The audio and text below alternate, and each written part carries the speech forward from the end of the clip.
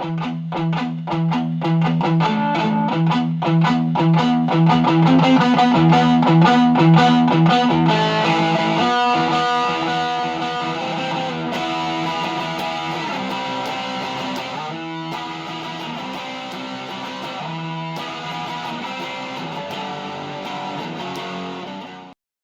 right, everyone. Welcome to another episode of the Fantasy Knuckleballers with Rich and Aaron. Today is March the 14th, and today we're going to be talking about some spring training updates. And Rich is going to lead us off here and give us some players that are performing well in spring. Well, my first guy and the guy that I'm in love with, even though I don't have him on any of my teams, Aaron, is TJ Anton of your Cincinnati Reds. So far, he's pitched 7 2/3 innings with 13 Ks in spring training. His fastball has been recorded with a 2,999 spin rate, which is elite. The major league average is around 2,400. His curveball spin rate is over 3,000, 3,300 curveball spin rate. He's a guy that if I can trade for now, or if I'm drafting right now, I'm definitely targeting in my drafts. I think he's going to be a starter for the Cincinnati Reds this year. And he came out of nowhere starting last year, but all he's done in spring training showed that last year was not a fluke. I agree. TJ has been doing well, and I'm pretty excited being a Reds fan. We don't have a lot to be excited about this offseason. So, yeah, like good news with TJ is good news for the Reds, especially with some latest updates that we'll talk about here in a little bit. But, yeah, the Reds could use some help with the starting rotation. And I also mentioned this in our last podcast about how the Reds were at least trying to teach that philosophy with all their pitchers. I think maybe Trevor Bauer assisted with that some last year. Getting the ball to spin a lot more is something that the Reds have been pushing. Well, they do have that drive line pitching staff that are drive line pitching coaches that help them do that.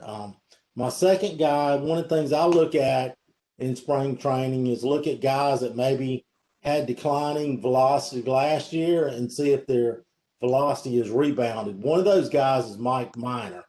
Mike Minor's velocity last year was hitting 90, 91. His first start, he was back up to 94. So I'm all back in on Mike Minor. I believe he's with the Royals this year, but I'm looking for a bounce back. He's been a really good pitcher throughout his career, a guy that you can target really late and get some value.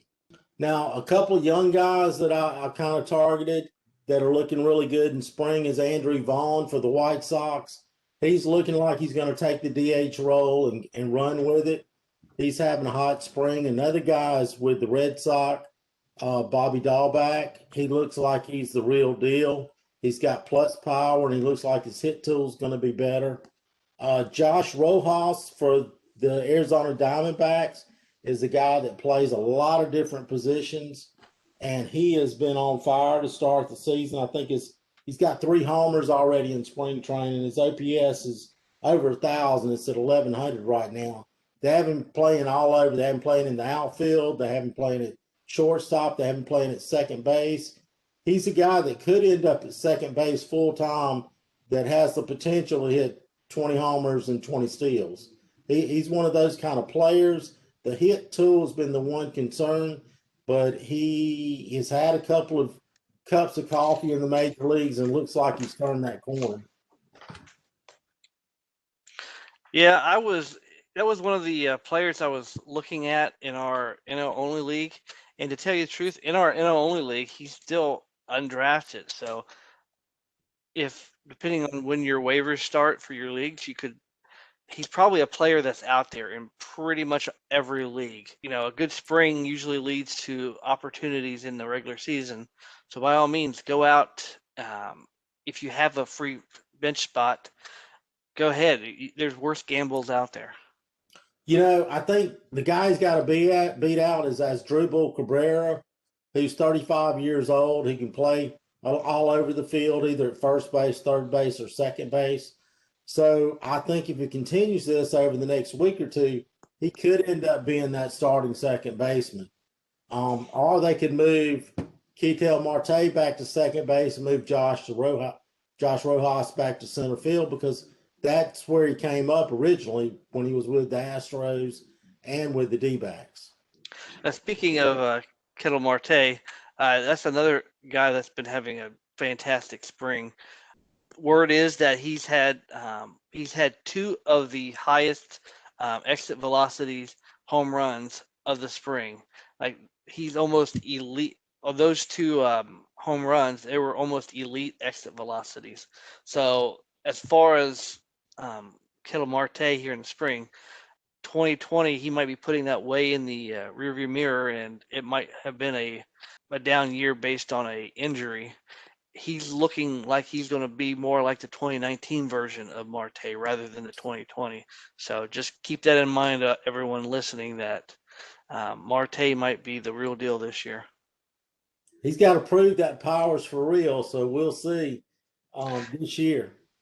There's worse, like I said, there's worse lottery tickets out there.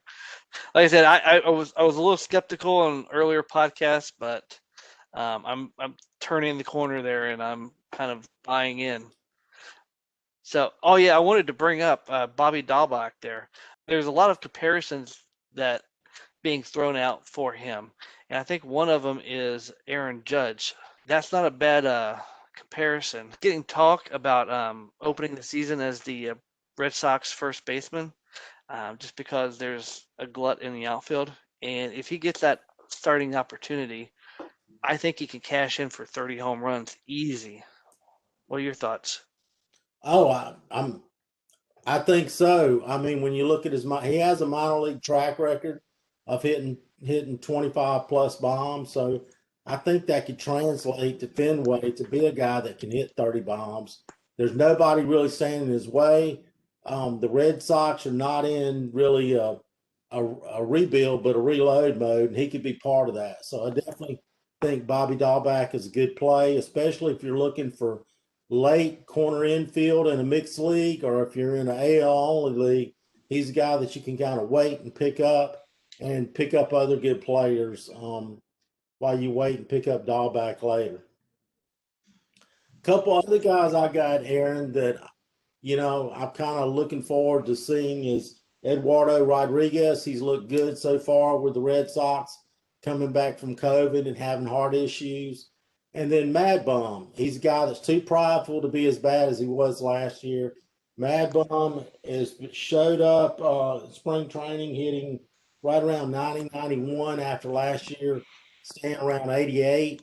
I'm not sure we're going to see Mad Bum that, kind of fought with Kershaw to be the best pitcher in baseball, but we're going to see Mad Bum of 2019, a guy with a high, late 3.9, 3.8, 4.0 ERA with a good whip, pitches a lot of innings and gets you a lot of wins. So in an NL only more so than in a mixed league, I think Madison Bumgarner could be a good late buy because he's going very late in NL only draft so far. Yeah, I'm still kind of on the wait and see with Bumgarner there. He's not been good for a long time. I'm glad to see he's doing well here in the spring, but like I said, I'm more of the wait and see type with him. I think it all comes down to his velocity. If he can keep his velocity up, I think he's going to be a guy that's going to perform well, especially as a late pick. I mean, when you're picking that far down, I mean, we're talking, after round 20 in an NL only draft, you're really, you're taking a chance. And if they don't perform well in the first couple of starts, you drop them and pick somebody else up. But I agree. If you could get him late, then yeah, why not? Yeah. One other guy I wanted to mention, everybody knows about, Shohei Ohtani is looking good so far, but Charlie Morton, he's a guy that's, I won't say he's dropped a whole lot, but he's dropped a little in drafts. He went out in his first start and was hitting 95. So that was a great sign for the Braves. in Braves country, seeing him hit that mark. And that was a couple of miles an hour over last year. So I'm thinking we're going to see a rebound and see what he did back in 2018, 2019, 2017, and look at those low 3 ERA, that low whip with lots of Ks going. So great news for the Braves there. There's been a lot of older pitchers competing well here in the last couple of years. You have Verlander and Greinke, all in their late 30s and pitching extremely well. I wouldn't be surprised if Morton had a top 10 year in 2021 here. I wouldn't be shocked at all. I'm being cautious on it, but it's great to see that for the Braves that he's pitching well. Hopefully he can avoid injury and we can see what he does. Yeah, me too. Especially in the NL only, he could definitely finish in the top 10. Is there anybody that you've been looking at that you like? And we talked about a little about TJ. All right, before we go to my players that are performing well, let's go to keep Rich going here and let's talk about some of the players that aren't doing so hot. Yeah, so Aaron, for my guys that have so far in spring training have been performing poorly or maybe had some setbacks, I don't quite have as many as I have upside for, but you have to start with Carlos Carrasco. He came over for the Mets and really thought he was going to be possibly a top 10 NL only starting pitcher this year, but he's had a couple setbacks. He was kind of late to spring training. I don't think they ever really said what it was, if maybe he had COVID or if there was something else holding him back. But now he's experiencing elbow trouble. He's a guy that recently has had injuries back in, he had leukemia in 2019. It kind of worries me. If I'm taking Carlos Carrasco, I'm looking at moving him back in my rankings right now if I'm drafting right now. Another guy that I really was high on, and he's probably an NL only player, is Carlos Martinez. The talk out of winter ball out of the Dominican was that he was hitting 95. So I came in really excited that Carlos Martinez was going to be back. Well, his first start out, he got shelled, and I think he was hitting around 91. So I am not drafting Carlos Martinez in NL only. I was really hoping he'd be a late play that could give me a lot of value. You got any thoughts on those guys? Yeah, Carrasco would really scare me. He, like I said, he did miss a year or almost a year with leukemia. It was a really good story last year, having came back. I'm rooting for the guy. He's been through a lot. He's kind of an inspiration to a lot of people, and so I'm really rooting for the person. However, Me too. I can't do it in fantasy baseball here. I'm going to have to hold off on him. I'm going to have to assume he's damaged goods right now, and hopefully, like I said, I hope he turns it around. But I'd have to drop him probably about 100 points, 100 spots. Yeah, my other guys, Aaron, is I'm going to start with Scott Kingery. He's not high on a lot of people's list, but he had a 19 homer, 15 stolen base season in 2019. I mean, I'll be honest, he looks like he might be done. He's got 10 Ks and 22 at bats so far in spring training. I think he's hitting a buck 153. I'm worried about this guy, if he can even ever get back to where he was, or if he's going to struggle to put the ball in play. I think he'd be a lot better off if he didn't sign that long-term contract early. They probably should send him to AAA, get his feet back underneath of him, let him figure some things out, and then bring him back up, recharged, re-energized. I feel bad for Scott Kingery too. I had a lot of high hopes for him a few years ago, and like I said, he's a jack of all trades. He plays like 5 or 6 different positions. There's a lot of value there. He's got a hit, and he has the opportunity there. The outfield, there's a spot there, but it looks like Adobe Herrera might actually get the starting center fielder spot because he's doing well in spring training, and Scott Kingery is doing what he's been doing for the last year or two, not hitting the ball. So it's not looking good for him for a starting spot. That's right. And another guy, I think you had him targeted first, but Sean Doolittle was kind of a sleeper to win the closer job for the Reds. He went out and laid eggs his first two. He did better his third appearance out, but his velocity's been down so far in his first couple of appearances. He's going to have to earn it during the regular season if he wants to get back in that mix. Oh, I absolutely agree. I saw the box scores the other day, and he only gave up a run in an inning, which, for anybody else that might not be good, but considering how he's pitched, I thought it was a very good improvement. I might back off on what I said about Doolittle getting the most saves for the Reds this year. It's already on the board, Aaron. It's on the board. If I could walk that back a little bit, I might do that right now. But at this point, to be honest with you, he's might not make the club. There's a lot better options for the Reds, and he's not getting it done. It's more positive news for Amir Garrett and Lucas Sims. Like I said, I stand by Amir Garrett is the best bullpen option for the Reds.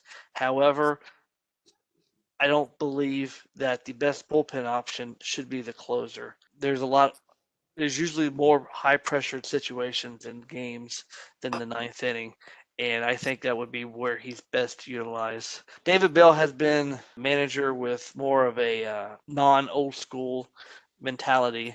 So, like I said, I'll give the race about 45, Lucas Sims to Amir Garrett, and then maybe 10% to Doolittle, but it's not looking good for my prediction there. Yeah, I'm going to go. I think it's all Amir Garrett. I think it's more 80-20 with Amir Garrett and Lucas Sims. I mean, Lucas Sims, has he even gotten an appearance yet? I think he's still behind a little bit in camp. Yeah.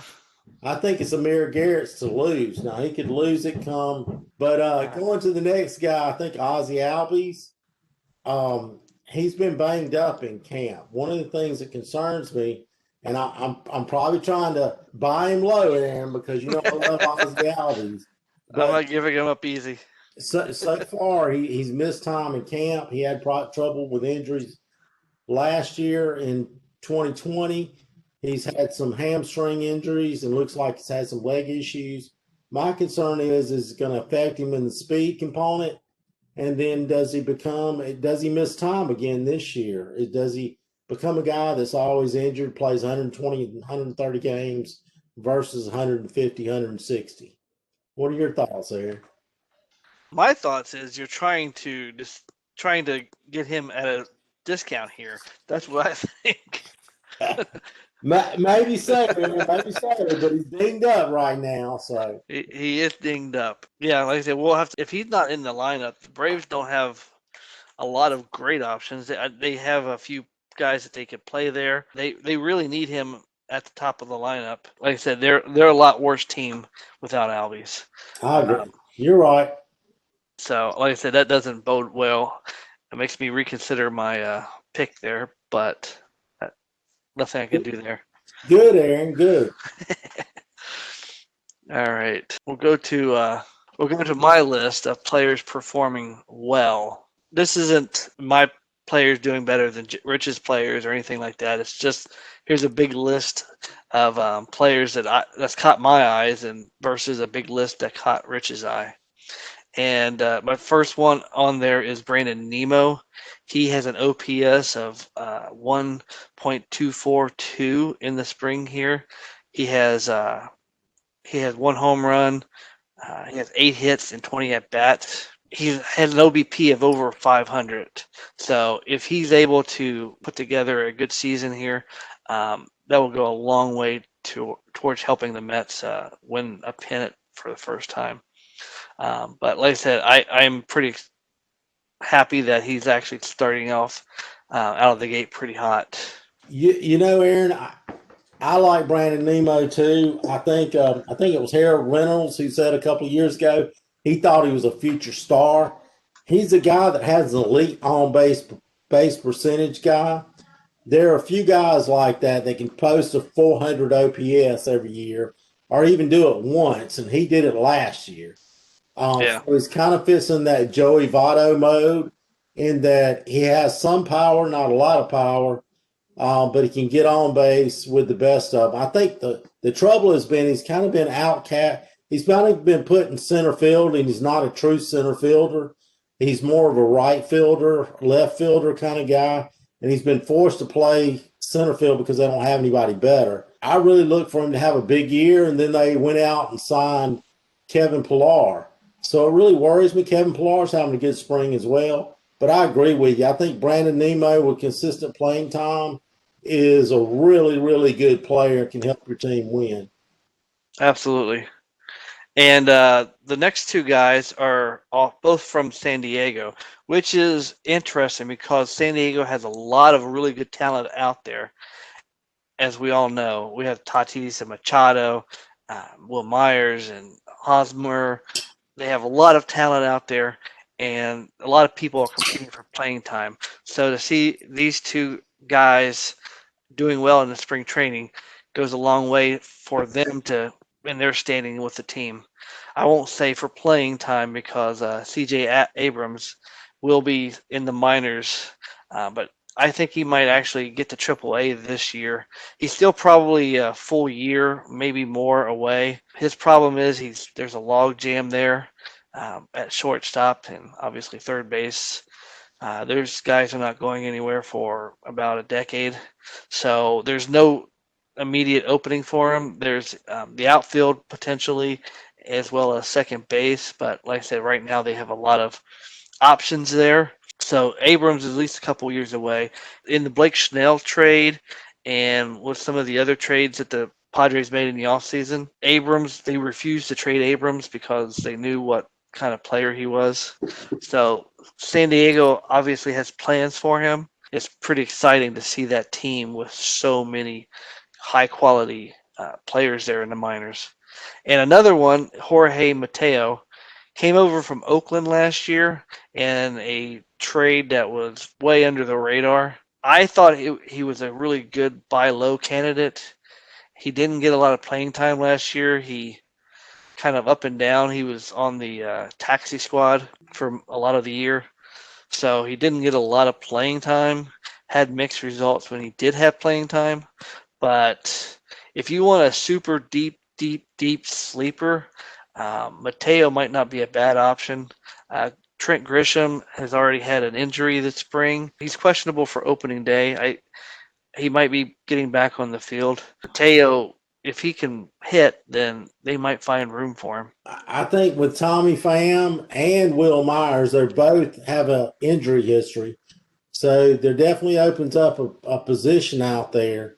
But you also got Jerks and Profar out there as well. It's going to be hard this year. I think next year they're going to have a couple positions open. It might be a little bit easier. This year it's going to be difficult just because they already have 4 major league caliber outfielders. Somebody's probably going to get hurt. And I'm not sure if all the guys can. I'm not sure if does Jorge Mateo play center field or what's his primary role out there? I think he was originally a Yankees second baseman or shortstop. Oh, and he got traded to Oakland and then ended up. So he has middle infield or any potentially even outfield eligibility. Okay.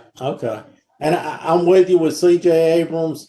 He's a great long-term play. I don't know where he plays though, because they signed Kim for 3 years. They got Cronenworth there. It's going to be second base for him. It's just a matter of does he take that position next year or does he have to wait his turn for a couple of years? I think it depends on how these guys – it depends on how like Kim, Cronenworth, how they play this year at second base, and then we'll see what happens with Abrams. But he's a great speed guy. He's got potential to hit 300, still 30 bags, so it'd be fun to watch on that team for sure. It's a great problem for San Diego to have. Competition breeds success, and if you have that many people knocking at your door for taking your job, you're going to produce. You have a lot of motivation to produce well, and that's what Kim and Cronesworth has, a lot of motivation to do well. So, like I said, it's a good problem to have. So my next one is Josh Fuentes for the Rockies. He's competing with CJ Crone for the starting first base job for the Rockies. We mentioned last week that Fuentes doesn't have a lot of power, but like I said, so far in the spring, I think he's kind of up. he's hitting over 300 for sure. Yeah, I don't. he's hitting. Yeah. He's hitting 320 with a 370 OBP. Doesn't have any home runs this year, but he didn't have any home runs this year with a couple RBIs. So he's with 10 hits and 25 at bats. He's doing his part to keep himself in the conversation. With some of the other players that's not really producing as well so far in the spring training, it will be interesting to see what Colorado does. I think he played some third base as well, and Ryan McMahon, one of my guys, has not had a good spring, so I think there are opportunities there for him. Definitely. And then I put there the trio of Jimenez, Roberts, and Makata. All three of those for the White Sox are playing well, which I'm really excited to see the White Sox this year. They should be a really fun team to watch, especially offensively. They should win a lot of games. I'm expecting them to win the Central. I think it'd be a really big disappointment for them if they didn't win the Central. But like I said, they're all hitting well here in the spring. And if they can continue that going into the season, the season's going to be good. Yeah, the White Sox are going to be really good. There's one guy neither one of us mentioned, and he's your guy, Aaron. Your guy, Jordan Hicks. I'll be honest, I came into the off season thinking Gio Gallegos, but I love him. He's pitched great since he came up. I really felt like he was going to hold him off. And then I read this article, and it's talking about Jordan Hicks on the backfields hitting 102. The coach is saying he's up to 102. It took his first bullpen or his first start. It took him 11 pitches to retire three batters. And according to his manager, if you're looking from your vantage point, my vantage point, standing upside down on your head, I don't know if it would matter. He is pretty darn good in control of what he's doing. Clearly has life to his fastball. That's the guy that gave him the closer's role back in 2019. And I think what he's saying is that if this guy continues hitting 102, it's his job all day long. And I didn't believe that, but right now I'm all in. What do you think, Aaron? And I don't know how we left him off the list, to be honest with you. I think mainly probably because we both talked about him. Yeah, we probably left him off because we've talked about him in the past, but it's definitely worth mentioning. Gallegos is still pitching pretty well, but Hicks has been popping off the charts. The managers are definitely taking notice. They're raving about his bullpen sessions, which is why I took him in our only draft. He might, if he doesn't start the year as the closer in St. Louis, it's because they might be trying to ease him back in, but it won't be long before he's in the back end of that bullpen. Like I said, he's a phenomenal pitcher, and as a Reds fan, I'm not very happy about it. I'm glad from the standpoint that he's on my team, but man, that's not going to make the Reds odds any better. Yeah, I really thought that it was gonna take him some time to get up to speed, but apparently not. If you're throwing 102, you really don't have to throw anything else. No, not really. You just come in and mow him down. There's really nothing else to say. I mean, we both probably should have put him on our list because I think he's that good. You've had him in your drafts, and I really thought you took him too high. Now I have to say, no, you didn't. You were right about Jordan Hicks, Aaron. Well, like I said, when it was my opportunity to take a closer there at the end of the third, I was looking at all the available closers, and all the closers that had a guaranteed spot were already gone, and some of the ones that didn't have a guaranteed spot were already gone. And I was just looking at the best closers potential out there, and Hicks still kind of stood above and beyond everybody else, which is why I snapped him up at that point. And like it's not a guaranteed at that point, but I think it's going to be a guaranteed. So a couple other players that we didn't mention that I think I want to at least touch on right now is Devi Garcia for the Yankees. He's competing for one of the starting rotation spots for the Yanks, and he's been doing really well this spring. And if he's not the fifth starter or even the fourth starter on opening day, I'd be totally blown away. He has a 2.25 ERA with 8 innings pitched. He's got 10 strikeouts already in those 8 innings. Like I said, he's doing what he needs to do. He's been probably by far and away the best pitcher on the Yankees this spring. And Sandy Alcantara, he's another guy that I gave up Trevor Bauer and Walker Buehler so that I could keep Sandy Alcantara because I thought so much of him. I wanted to make sure I got him in the draft, and I was thinking, what's the best way to guarantee that I can get Alcantara in the draft? And I decided the best way for me to do it is for me to keep him, and which is what made Bauer and Buehler expendable. Granted, I'm not putting Alcantara on the level of those two, but I think that he's an ace in the makings.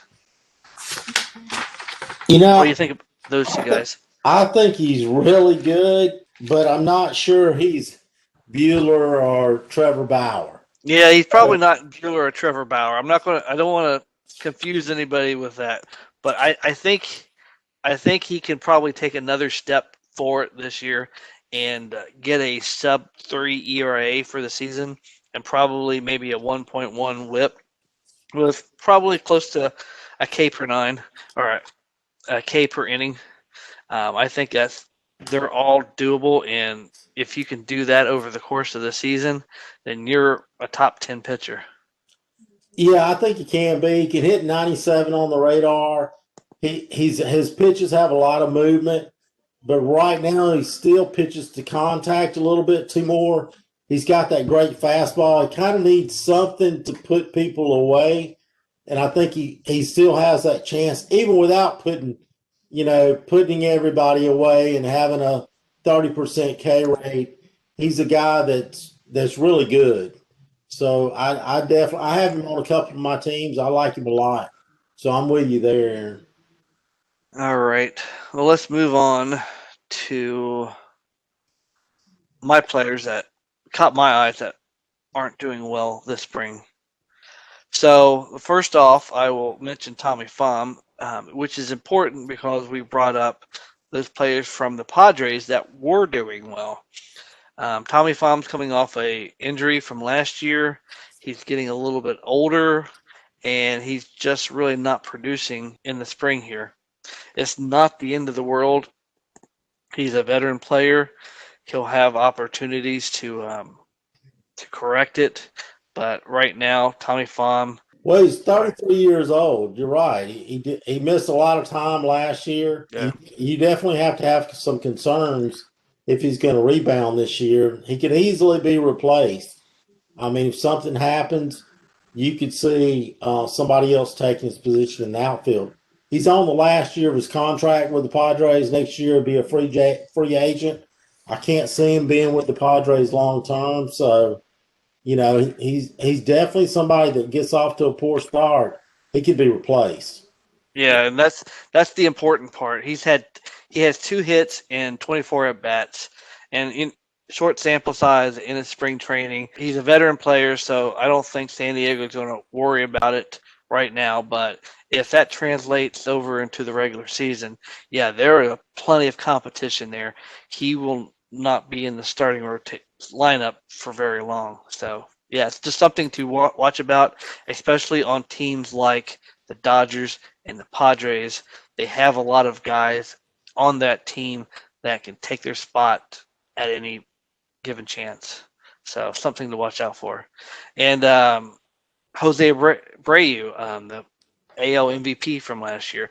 Granted, he's less likely to be. This is less likely to be a concern because he just won the MVP last year, but he is getting a little older. He's had 3 hits and 24 at bats this spring.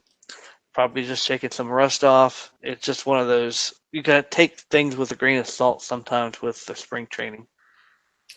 Well, I think he's what age 33 or 34, and I think Yeah, he was being overdrafted. He was being drafted too high for having a career year last year. So I'm kind of with you. I push him down a little bit, and I don't think spring training helps him a whole lot. yeah, absolutely. I would say over the last 10 years, I would probably, out of all the MVPs in the last 10 years, and I don't have that list in front of me, I would probably be drafting Abreu lower than any of those other MVPs that following year. Like I said, I've just never been that high on Abreu. And like I said, getting a little older, he's probably going to go down that lineup because there's so many other players on that team that's producing. So he might fall down that lineup a little bit. Another guy that I'm kind of disappointed to see is Dylan Carlson. As far as what that means to St. Louis in his spot, I don't think it means that much. He right now he has 4 hits and 22 at bats. St. Louis doesn't have that many great outfielders, and granted, I think Carlson had a really bad start to 2020, so hopefully this doesn't, you know, a sign of a trend. If he starts off as poorly as he did last year, he could find himself in the minors again. But like I said, St. Louis doesn't have a lot of talent there in the outfield, so he'll have a pretty long leash. It is worth noting that Tyler O'Neill has 10 hits in 21 at bats with 2 homers. So things are looking definitely up for him. I'm with you on Dylan Carson. He looks like he's going to be a 2020 guy, but he had a poor 2020 season last year, and he's got off to a rough start. I think he played at Double-A in 2019, so he doesn't have a lot of time at Triple-A. My concern is, and one of the concerns coming in was, he can take a walk, but can he hit? Is he going to be a guy that hits 240 with a great on base and power? And he could come out of the gate and not do well.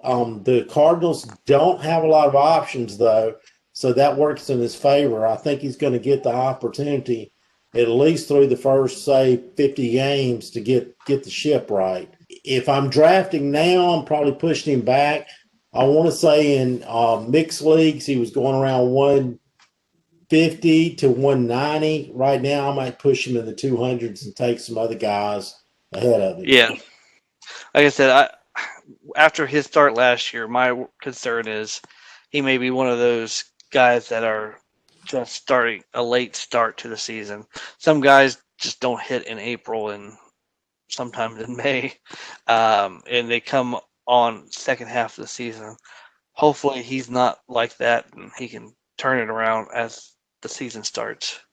Another young guy I'm keeping an eye on is Carter Kaboom, third base for Washington. Washington said that he was going to he was going to be given the opportunity to win the third base job. His leash is somewhat long, but after last year, and there's a lot of good competition in the NL East there with Atlanta and the Mets and even the Marlins and Phillies. They won't have the luxury to, give him a whole month or two to figure it out. They do have some options in the infield that they could play. They could play Starlin Castro at third and put in Luis Garcia to play second. There's options there that the Nationals could use if Kaboom continues to struggle in the regular season. Yeah, I took Kaboom late and NL only as a bench spot, but I'm with you. So far the spring training he's not produced. You could see where Castro gets moved to third, and your man Luis Garcia gets an opportunity. He played well last year in 2020. They were expecting to go back to the minor leagues, but if Kaboom is not ready, then somebody else is going to have to take that spot. So I'm hoping he does well because I've got him on one of my teams, but he's got to perform better than he has so far. Yeah, he kind of fits the mold, or at least it's seeming like he fits the mold as a quadruple A player, and we don't want to see that. Hopefully, he kind of turns a corner and breaks out of that funk. Like I said, right now he's struggling at the plate. He's only 23, so he has time, but he's got the opportunity, and this is his time to shine. Yeah. And the last player here is Garrett Hampson. It's important that I bring him up. I did draft him in the NL only league. Unfortunately, he's got 5 hits and 23 at bats, which isn't horrible, but it's not quite the level that you want to see out of somebody competing for a starting spot. There are spots to be had in Colorado, and he needs to prove that he's capable of producing at a major league level. He's competing for a spot at second base and the outfield. Brennan Rogers is another player that he's competing with for second base, and Rogers has been hitting well here in spring. So if Hampson is not able to pick up the pace, he might be on the bench come the start of the season. It is worth noting that Rogers did suffer a injury. I do not have an update on that, but Rogers did suffer an injury and might miss the start of the season, which would give Hampson a little bit more time to figure things out. Hopefully he doesn't need the extra time and he can turn it around here. Obviously, I've got a rooting interest in that. I'm not overly thrilled with the progress so far by Hampson. He's a streaky guy. He has spells where he goes for a week or two, and he really looks like an elite player. I guess my concern is his hit tool. If he wasn't in Colorado, would he even hit 220? I'm not sure he would. He does have power and speed. He can do a little bit of both. My concern is the hit tool. He had the opportunity last year, and he didn't take a hold of it. He played in 2019. It was his job to lose in 2020, and I felt like he lost it, held on to it, kind of regained it at the end.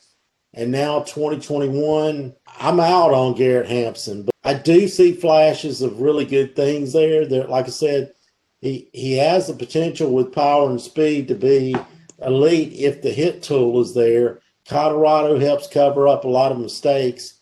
Where I can hope they'll help one of my players, C.J. Cron. But I worry if his hit tool is good enough to keep him playing every day. Yeah, it's definitely a question mark right now. And obviously it's a wait and see. But if our draft was a week or two later, I would have definitely moved Hampson down a round or two at this point. It is, like I said, he still does have position eligibility. But like I said, I'm on the fence with him right now. I probably drafted him too high for what he's doing so far, but I try not to jump off the ship here in the spring training. Like, spring training numbers are spring training numbers. But like I said, it's something that, to at least to look at, to know about, and to be aware of for when the season starts. Managers, teams know this information, and if they're struggling in spring and they start off the gate struggling, then they're going to be replaced. And we thought it might be important to talk about some spring training injuries. Obviously, injuries in spring training can be devastating for players. If they're competing for a job, obviously that pushes them back, and it might keep them from actually winning that starting job. Here's some significant injuries. The Sonny Gray one was just announced today. He's having some back issues. He's questionable for the start of the season. They're thinking about they may not need a starter until April the 9th.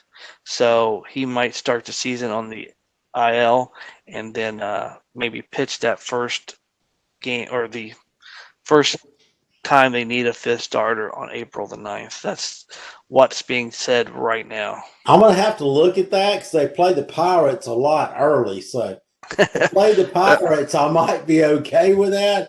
Otherwise, it kills me. That would be devastating if otherwise. Nate Pearson is another one that's been out for a week or so. I put this on there because it's disappointing. Even Royce Lewis, another young star that probably will be a perennial all-star. Both of these guys really disappointed to see these injuries. Royce Lewis, the ACL tear, he's going to be out probably most, if not all, the season. Nate Pearson's going to be out for some time with the groin injury. I'm definitely going to miss the start of the season. So, like from a fan, looking forward to watching these young players. You're going to be pushed off. So, kind of disappointed from being a fan's perspective. And then Yasmani Grandal, I think that's relatively new. This is one of those. Be careful looking at the grass is greener on the other side of the fence here, as the White Sox last year went out and grabbed Grandal when they had McCann there, was producing well for them. They went out and got Grandal. They split time last year with Grandal getting the majority of the playing time. McCann leaves in the offseason. Now Grandal's injured. So, like I said, the grass is greener always on the other side of the fence. You always have to know what you got. And so is Grandal. I mean, what time frame are they saying right now? they don't have a time yet. He could start the season with them, but it's from their words, it's too early to tell. So it's just something to monitor, keep an eye on. If you've drafted Grandal, then you probably should be looking for a potential backup if needed. The last one here is Jared Kellnick, abductor muscle. He's going to be out he was the number 4 ranked prospect. According to the former president and CEO, Kevin Mather, he wasn't going to start the season on the major league roster, but because of those comments, they might have been forced to start him on opening day. But this injury does give them a little bit of leeway. They don't have to start him there at opening day. They could, let him go in the minors for 10 days, 2 weeks until the Super 2 status goes by.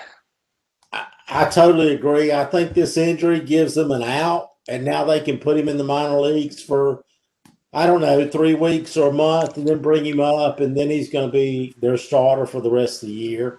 If I'm drafting, I'm still taking this guy in a mixed league as a starter and just maybe filling in for the first 3 or 4 weeks. I think he's going to be an elite guy. He's going to have 20-plus homers, 10-plus steals with a very good batting average. He looks like the real deal so far. Oh yeah, absolutely agree. Like he oozes, according to the Mariners, he oozes confidence and motivation. That's what you like to see in a young player. Confidence. If they have the confidence early on, they can do a lot of things, and a lot of times that's the difference between making it and not making it. So, like I said, I'm really looking forward to seeing him. Anybody else you'd like to bring up? Well, no, not as far as injuries, but I would like to talk about some position battles. Sure. A couple of position battles I wanted to talk about was the Phillies center field position. As a guy that plays a lot of NL only leagues, a starter that gets you playing time every day is a big deal, especially when you're looking late in the draft. The Phillies have a 5-man battle. I think it's I really think it's down to 2, but they have Adobe Herrera, who was out in 2019 for half a season and then out in 2020 with a domestic issue. He's back and he looks good. He's been hitting 300 with a 900 OPS. I think he's the lead guy to look at. He's a guy that can hit you 20 home runs and get you 10 stolen bases. The guy that's in second place right now is Monique, former #1 overall pick. He came out his first when he went to rookie league, he weighed 168 pounds. Now I think he's looking like a stack jack 210, but he's hitting 429 right now in spring training and looks great. I don't see him winning the job, but you can't count him out.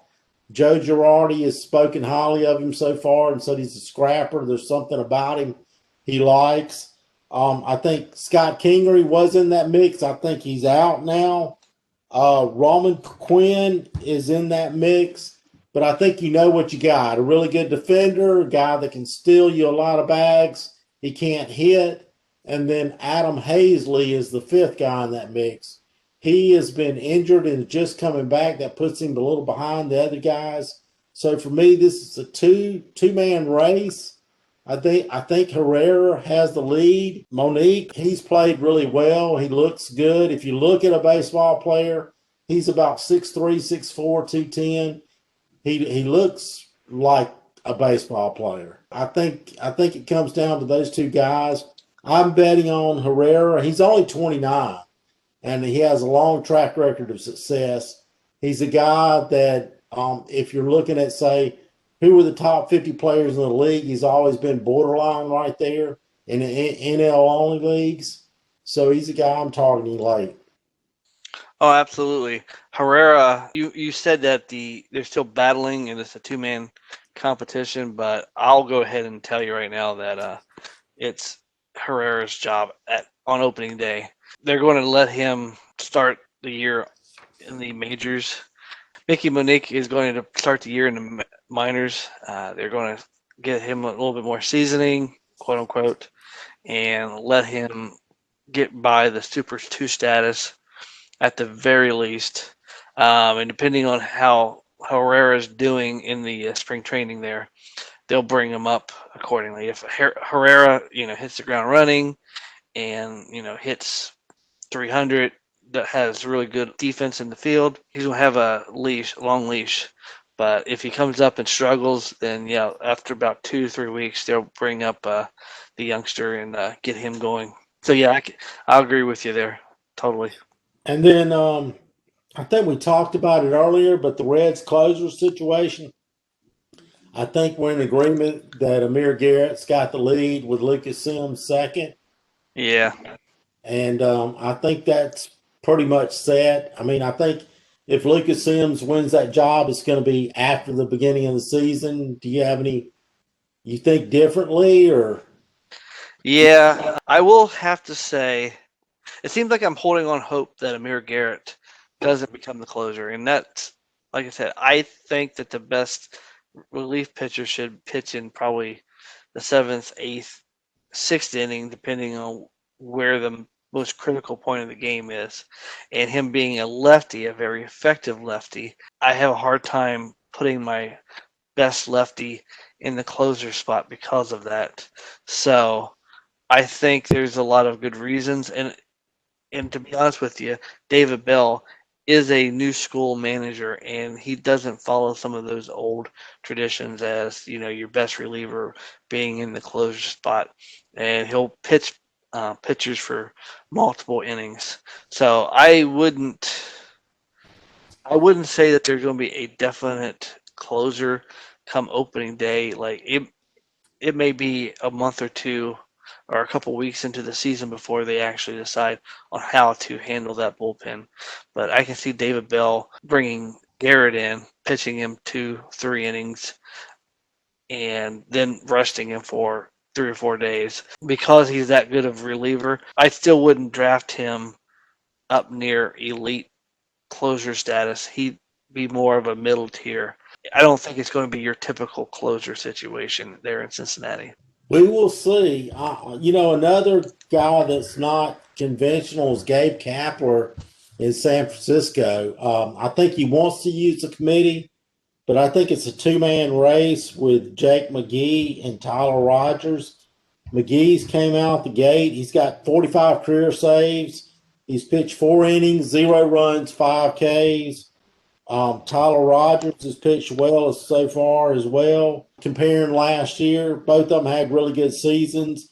McGee pitched 20 in the third innings with 33 Ks, a .84 whip. Tyler Rogers had 18 in the third innings with 18 Ks. One of them's a lefty and one of them is a sidewinding righty. I think they'll both get saves. I'm going to give the lead to McGee, but I think it's more of a 60-40 split, not any one dominant guy. What do you think? After last year, I'm out on Rogers. He did not impress me last year. I'm all in on McGee. I like McGee I like him more as a certain closer than I do Amir Garrett. McGee, in my eyes, is the guy to target there in San Francisco. My concern, I might be more worried about Gabe Kepler than you are. Yeah. Than I am your boy, David Bell. Kepler, he likes to mix and match. I mean, that was one of the things that caused him conflict, caused him to lose the team, was being more of a guy that wanted to do a committee there in Philly versus having a set guy. And I think that kind of cost him a little bit of the clubhouse. Another thing I just wanted to bring up is like the Reds pitching. And I really wanted to reiterate, I think TJ Anton is going to be either their number 4 or number 5 starting pitcher. I'm not sure who their number 5 is. It could be Wade Miley. It could be, help me out. You know the Reds better than I do. Well, Tyler Miley is definitely going to be he's going to be their number 3 in my eyes. Yeah, unfortunately, he might be. Well, with Sonny Gray hurt, he might be higher than that. Oh, yeah. I did want to mention the Michael Lorenzen, too. Michael Lorenzen had high expectations for him, and here in spring training, he has not looked well at all. He's been giving up a lot of runs and just hasn't looked right. His velocity has been down. He was throwing a fastball at 88. That's not going to get any major league hitters out. From early reports, it looks like he put on a lot of muscle mass over the offseason, and you don't see a lot of pitchers with being all bulky. That's because they have to be loose. They have to have a lot of agility. Pitchers don't bulk up. And it looks like he bulked up a lot over the offseason, and it's really cost him some on his velocity. And as a result, his breaking ball is not breaking as much as it needs to, and he's giving up a lot of runs. He is probably out for the starter position. I don't see him winning a position unless there's a lot of injuries. But I don't think Wade Miley's been pitching all that great, but as long as he's healthy, he's going to have a spot. Miley is going to be the number 3, I would have imagined, though. TJ Anton will be the number 4, and my guess is right now Wade Miley's the 5th. Sonny Gray being hurt, as long as he's able to be there by April the 9th, it should be fine. Otherwise, I know they have Jeff Hoffman in camp. He hasn't pitched very well. Jose De Leon is in camp, and he definitely hasn't pitched very well. So they'll probably go with Sal Romano if Sonny Gray needs to miss any significant time. What about I believe his name is Nick Lodi, or how has he pitched so far? Has he looked any good? Nick Lodo pitched today, and he pitched an inning, gave up a run, gave up a couple of hits, gave up 3 hits, had 2 strikeouts in an inning. So mixed results there. Yeah. 2 strikeouts are nice to see. The 3 hits are not. I think they'd like to keep him there in the minors at least half a season to see how he does in the minors, but I think he's not ticketed to come up early this year. Gotcha. Well, the only thing I wanted to bring up, and I don't know if you had it on our list or not, was there's a couple of minor leaguers that have looked really good in minor league camp that have moved up. and a couple of them that have gotten hurt and looked bad that I wanted to talk about a little bit, if that's okay. Absolutely. Bobby Whit Jr. for Absolutely, he has. another guy who I wish I had him as my minor league prospect was Heliot Ramos for the San Francisco Giants. It's hitting over 400 minor league camp right now. And Justin tells me about him every chance he can. Justin has him in our only league, and yeah, he tells me how well he's playing all the time. So yeah, I understand.